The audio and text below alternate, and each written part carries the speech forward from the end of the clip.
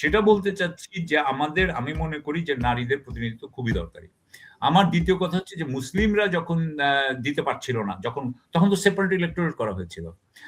আপনি একসময় দলিতরা, আম্বেদকর বলেছিলেন যে আমরা দলিতরা পৃথক করব, কারণ দলিত কেউ ইলেক্টেড হয়ে আসতে পারতেছে না। তখন বললেন যে ঠিক আছে, ধরেন পপুলেশনের জনসংখ্যার 30% হচ্ছে গিয়া দলিত, ধরেন কথার কথা। তাহলে যদি 30% দলিত হয়, তাহলে মেম্বারদের মধ্যে 30% দলিত থেকে আসবে। এগুলো খালি দলিতরাই এগুলোর ভোট দিবে, দলিতরা আসবে। যখন এটা বলা হইলো, তখন গান্ধীজি তো একেবারে অনশনে চলে গেলেন, কারণ উনি জানেন যে দলিতরা যদি আলাদা হয়ে যায় হিন্দুর থেকে, তাহলে কিন্তু হিন্দু আপার কাস্ট বা হিন্দু বানিয়া তারা কিন্তু মুসলিমদের সাথে পারবে না। মুসলিম মানে হিন্দুটাকে একসাথে রাখা, এটা ওনার জন্য অত্যন্ত অত্যন্ত দরকারি। সুতরাং উনি এটা মানতে চাইলেন না। অর্থাৎ আমি যেটা বলতে চাচ্ছি, সেপারেট ইলেক্টোরেট করা যাইতো। তাহলে আমার কথা হচ্ছে যে আমাদের দেশে 52% তো মহিলা। তো আপনি সেপারেট করবেন, বলেন যে মহিলারা মহিলাদেরকে ইলেক্ট করবে, পুরুষরা পুরুষদেরকে ইলেক্ট করবে, কথা শেষ। তাহলে আমাদের সংস্কারটা হইল কি? মানে এটা করতে দিবে না, কিন্তু এটা করতে দিবে না। 52% কে যদি আলাদা করা হয়, আমাদের দেশের ইলেকশনে কিন্তু 52% মহিলা, এবং ওখানে এটা করতে দিলেই কিন্তু মহিলারা মানে এগিয়ে যাবে, এটা করতে দিবে না। এবং আমি দেখলাম যে আমাদের এখানের, আমি যখন এটা বললাম তখন একজন নাক ছিটকাইলেন, মানে খুব আমি কি কথা বলছি, আই ডোন্ট কেয়ার উনি কি ইয়ে করে, আমার এখানে যুক্তি দেন, নাক ছিটকাইতে লাভ নাই, যুক্তি দেন যে এটা কেন ভুল আমার কথাটা, সেটা বললে আমি ভুল হতে পারি। তবে আমার মনে হয় যে বাংলাদেশের পুরুষতান্ত্রিক সমাজ এখনো মেয়েদেরকে ইয়ে দিতে, জায়গা দিতে না। এটা হচ্ছে আমাদের অত্যন্ত, আমরা বলবো যে আমরা যে এখনো সভ্যতায় অনেকটা পিছিয়ে আছি। আমি সেদিন দেখতেছিলাম যে ইয়ারমুকের যুদ্ধে খালেদ বিন ওয়ালিদের নেতৃত্বে আপনার মুসলিমরা রোমান সাম্রাজ্যকে, বাইজেন্টাইন সাম্রাজ্যকে হারায়, পূর্ব রোমান সাম্রাজ্যকে হারায়। এটা একটা বিরাট যুদ্ধ ছিল। এই যুদ্ধে কিন্তু ভূমিকা রাখছিল মেয়েরা যুদ্ধ করছে, মেয়েরা পিছনে ছিল, মেয়েরা এই যোদ্ধাদেরকে এমন ভাবে আপনার ইয়ে করেছে, আপনার উৎসাহিত করেছে।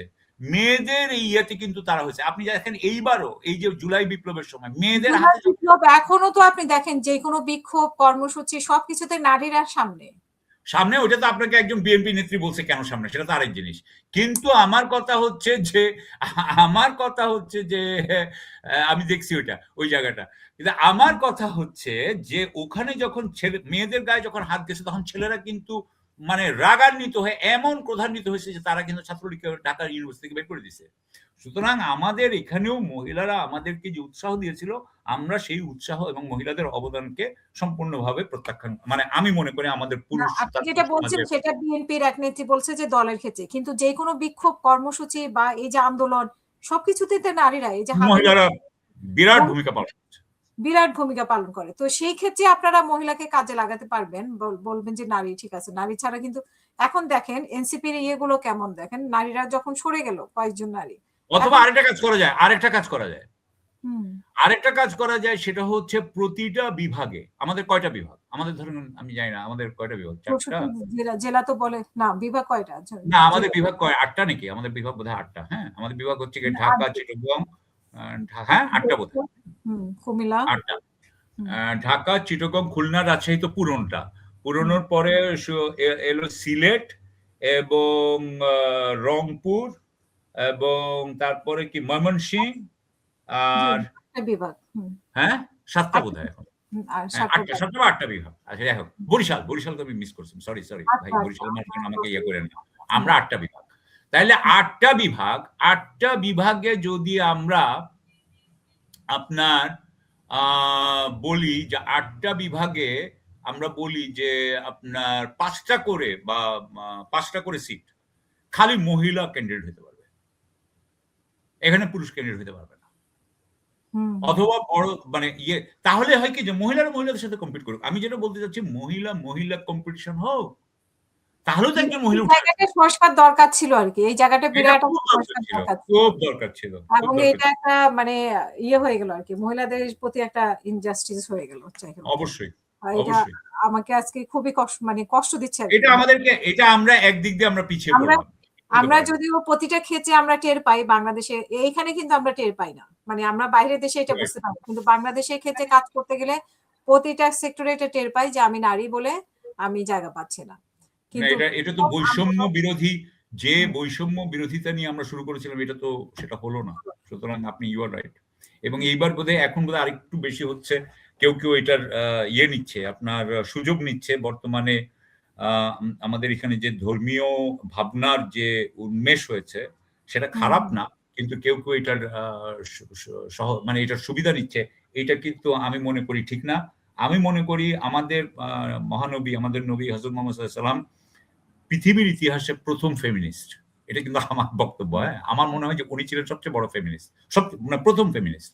এবং কারণ আমাদের এখানে আগে যেই রাইটস দেওয়া হয়েছে, যেমন ধরেন প্রপার্টি রাইটস, এগুলো মেয়েদেরকে যেমন ইসলামে দেওয়া হয়েছে, এটা তো আগে দেওয়া হয় নাই। এই প্রপার্টি রাইটস বোধহয় ইউকে তে পেয়েছেন আপনার অষ্টাদশ, মানে কি ঊনবিংশ শতাব্দীতে। তার আগে ওনাদের প্রপার্টি রাইটসও ছিল না, যেটা 1400 বছর আগে উনার, মানে 1400 বা 1500 বছর মানে উনার সময় দেওয়া হয়েছে। এখন কথা হচ্ছে যে আমরা যেটা করেছি আমাদের এখানে, যে হযরত মুহাম্মদ সাল্লাল্লাহু আলাইহি ওয়াসাল্লাম তার সময়ের তুলনায় এত অ্যাডভান্স ছিলেন, এত সুন্দর করে উনি এগুলো করেছেন। আমরা ওখানে এইটুকু দিয়েছি, এইটার বিরুদ্ধে, এইটার পরে আর এক চুলও দিব না। অর্থাৎ আমরা উনার যে ট্রেন্ড, উনার যে স্পিরিট, আমরা সেটাকে কোনো মতেই মানতে চাচ্ছি না।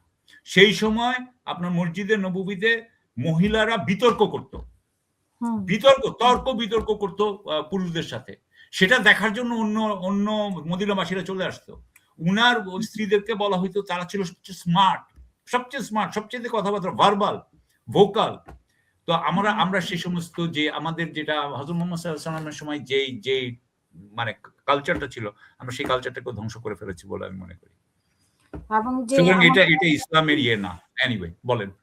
আমাদের দেশেই তো দুইজন প্রধানমন্ত্রী ছিলেন, নারী প্রধানমন্ত্রী। আমি ওইটাকে খুব একটা ইয়ে করি না, ওইটাকে আমি খুব দূরে রাখছি।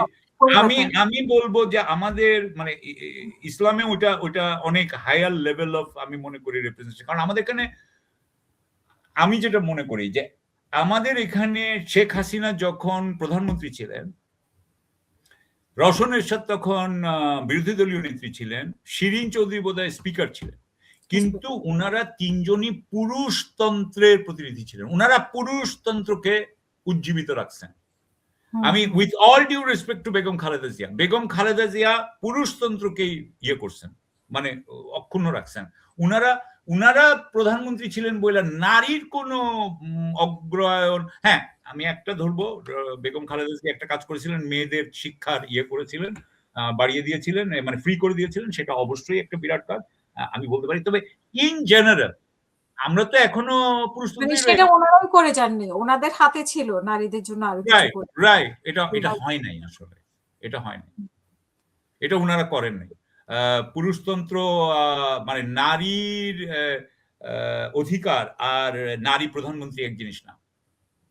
নারীও প্রধানমন্ত্রী হইতে পারে, কিন্তু দে মাইট বি অত্যন্ত প্রতিক্রিয়াশীল হইতে পারে, যেটা শেখ হাসিনার সময় ছিল। এবং আমি তো মনে করি শেখ হাসিনার সময় আরো একটা জিনিস হয়েছে, যে বাংলাদেশে আপনার মহিলাদেরকে সম্ভোগের সামগ্রী করার একটা বিরাট আপনার একটা কালচারাল শিফট হয়েছে, এবং এটাকে তারা অ্যাকসেপ্টেবল করেছে, এটা অ্যাকসেপ্টেবল হয়েছে। সুতরাং সেই হিসাবে আমি মনে করি যে নারীদের উপরে আরো অত্যাচার কমে নাই, বরং বাড়ছে আর কি, বেড়ে গেছে।